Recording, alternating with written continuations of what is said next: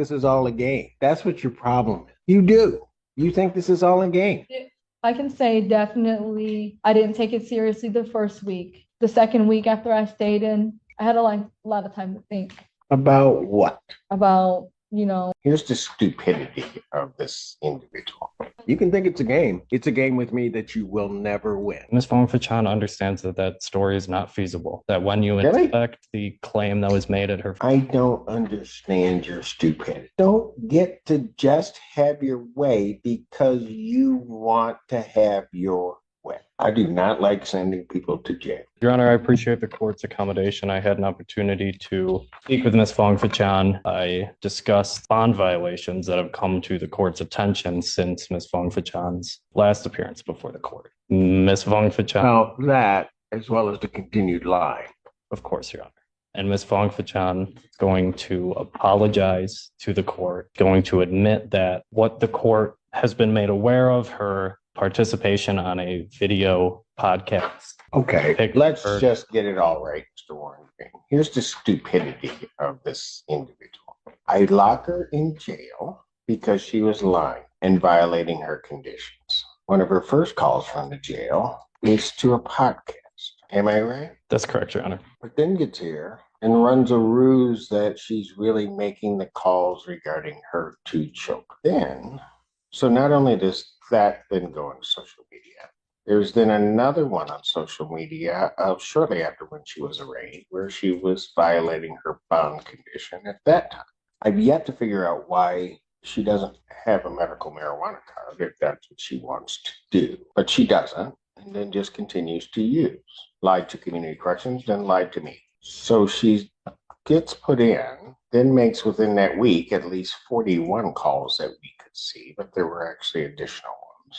Then can't wait a day after being released and violates my order again. And Your Honor, that is my understanding of where we are today in its entirety. And Ms. Fong-Fichan admits to all of those things. She did go into custody. She placed upwards of 120 to 130 phone calls, one of which was to a podcast. And I think that demonstrates to the court that her statements that she learned her lesson in custody, it may hinder that because Ms. Fong-Fichan was laughing, joking on a podcast. Oh, yeah, she was. She thought it was all a game. Of course. And guess what? You can think it's a game. It's a game with me that you will never win. Ever. No, I don't think you do. Your Honor, that was the first week she was in custody. The following week, she lost phone privileges. She was released from custody, at which point she came before the court, apologized for what happened leading up to that. Lied to Mr. Feaster, so Mr. Feaster would lie to the court. Your Honor, I think Ms. Fong-Fichan understands that pretrial release is a matter of grace, and that for her to remain on pretrial release, she has to demonstrate to the court that she is going to comply with her bond conditions. She has had a turbulent journey on her bond so far. She's had several violations. There are renewed violations. She admits to all of those. She would ask the court to... Including that the THC cookies, the time-released THC cookies was a lie. Ms. Fong-Fichan understands that that story is not feasible. That when you inspect the claim that was made at her first probable cause conference, that it doesn't make any sense. And she'll admit that today to the court, that a number of things she said leading up to this have not made sense and have turned out to be false. And when a person, anyone puts himself in that position, you have to tell lies and lies and lies to kind of undo what you've done so far. I think Ms. Fong-Fichan wants to ask the court for a clean start, to come clean as to... I thought we did that the last time. This is almost the same spiel I was getting last time, right before she got out and on film Dre. Right. God only knows why you'd be mixing anything with Red Bull, but what the heck. Understood, Your Honor. And she did drink. There's a video of her doing it. She doesn't deny. There is. And what she's going to ask the court to consider, continuing her bond, upwards modification, that she be placed on a other to monitor alcohol use, that she submit to ETG testing to monitor her alcohol use, and that she cease using social media while this case is pending. Ms. Fong-Fichan is serious about resolving this matter. She's serious about taking care of her two children. Daughters Maddie and Ayana have upcoming birthdays on the 28th of March and on the 2nd of April. I know it would be horrible if she's in jail on their birthday. It would, Your Honor. But it doesn't seem to me that she was really caring about them all this time anyway. No, Because Miss. she would have never put herself in the jeopardy that she's in right now. Of course, Your Honor. I know her children are her primary concern more than anything else, that she's asking the court in a final act of grace to permit her to remain out of custody, continue her bond with those money.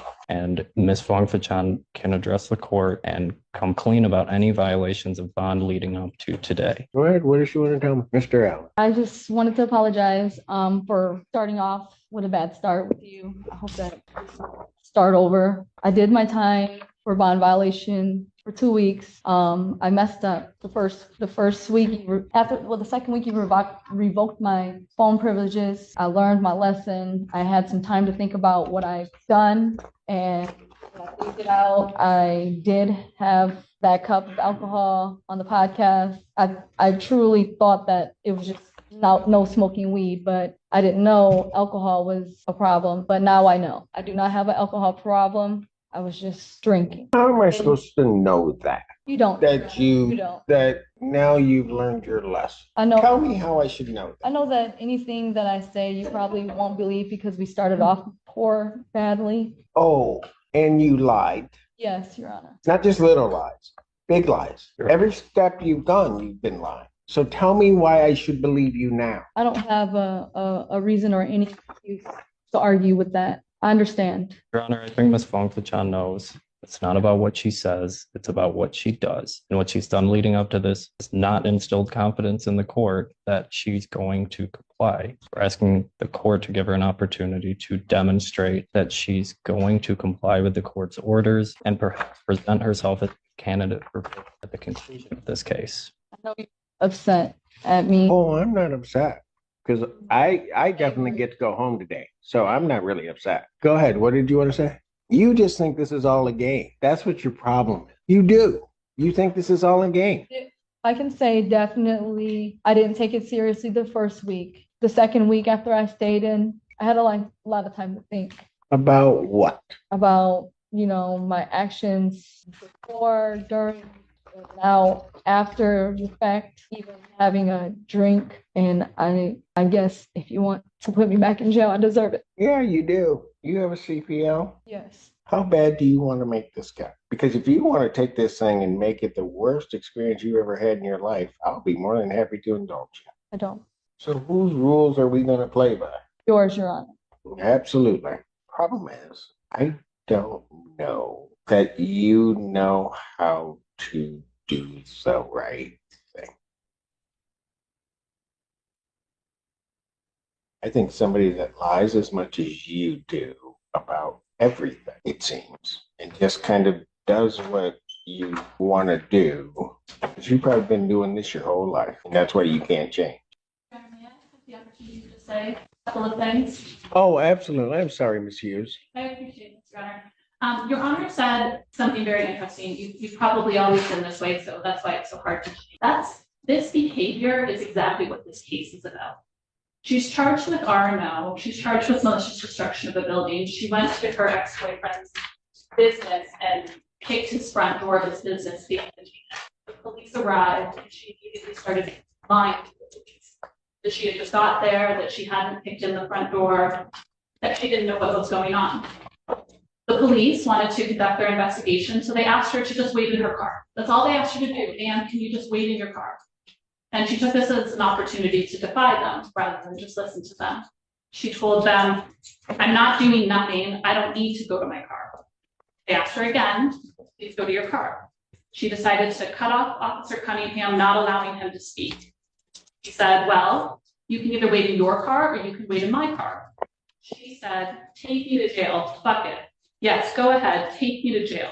So I instructed her to put her hands behind her back, is what Officer Cunningham's report says. She then began to verbally and physically defy Officer Cunningham to the point that Officer Baldwin, another Ann Arbor officer, had to get involved. When Officer Baldwin approached, the defendant turned to Officer Baldwin and pulled her left hand away and said, don't make me swing on you, to a police officer. So yes, this is what she does. She lies and she wants to play by her own rules. So by continuously violating Your Honor's orders, This is just a game at this point. Your Honor, I'm asking that you remand her. I'm asking that her bond be revoked and that no bond be set at this time. Mr. Warren Green. Thank you, Your Honor. Ms. Fong Fachan, as the court knows, is a mother. She was previously employed at the University of Michigan, stocking shelves. She lost that job when she was remanded to custody, and I know that she is seeking reemployment. Ms. Fong Fachan fully understands that the consequences of her actions. Does she though? Does she? I mean, I don't know anything about what was necessarily alleged in the case other than the charge, right? And then to hear that recitation of what this case is about and then look at this defendant's behavior, does she really?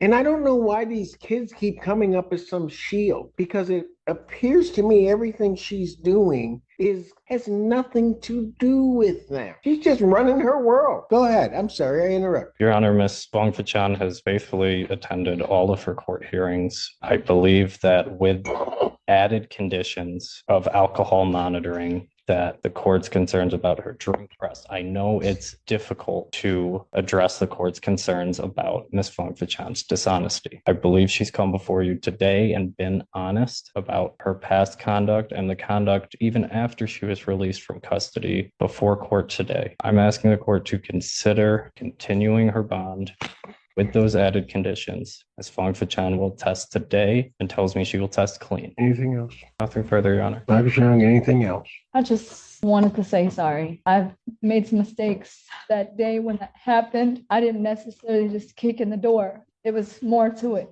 inside. And it just escalated. I was upset. I didn't mean to harm or disrespect Officer Cunningham. I didn't mean it for it to escalate that way. And I hope that I can apologize and make it right. I'm trying to. Since this has happened, my life is in shambles. I'm trying to figure it out. Being in jail I get to sit and think about my actions and, actually learn from them. But being in there, I can't get things done. Like I have to figure out getting another job, paying bills. Not that you care, but I'm trying. I'm trying to make it every court date.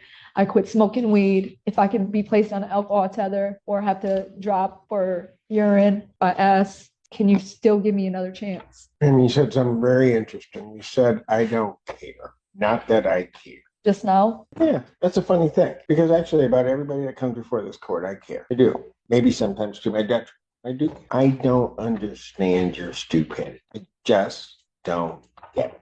And you're asking me to give you another chance. You got the first chance when you were first out. Put you in. I bring you back. And you put me in a position where I can't give you another chance. So then you're in there another week. Only that day, you and Mr. Feaster. You had learned everything and you were going to be able to conduct yourself by the court rules and everything else. You don't make it 24 hours. And you all think you just think that all of this is a joke. Don't get to just have your way because you want to have your way. Always. There's a bigger bully. But if you think I am going to tolerate this, wrong judge. I know. I do not like sending people to jail, but I'm going to do my job. And if you can't cooperate, if you can't just do the simple things that are asked, none of this stuff is hard. None of it. But if you've got to pretend to all these folks that this doesn't bother you and you're just too cool for any of this, you're just going to make it, well, okay, so be it. You can sit up there and be everybody's hero. So, Mr. Warren Green, here's what I'm going to do. I'm going to adjourn her preliminary examination. I'm adjourning her preliminary examination April 23rd, 2024 at 9. That is before me. It will give you the opportunity to certainly motion before this court this defendant's release. But for today, she's going. Defendant's bond is hereby revoked pending a motion hearing. If defendant is released from jail, she will go on an alcohol scram job. Thank you. Thank you, Your Honor.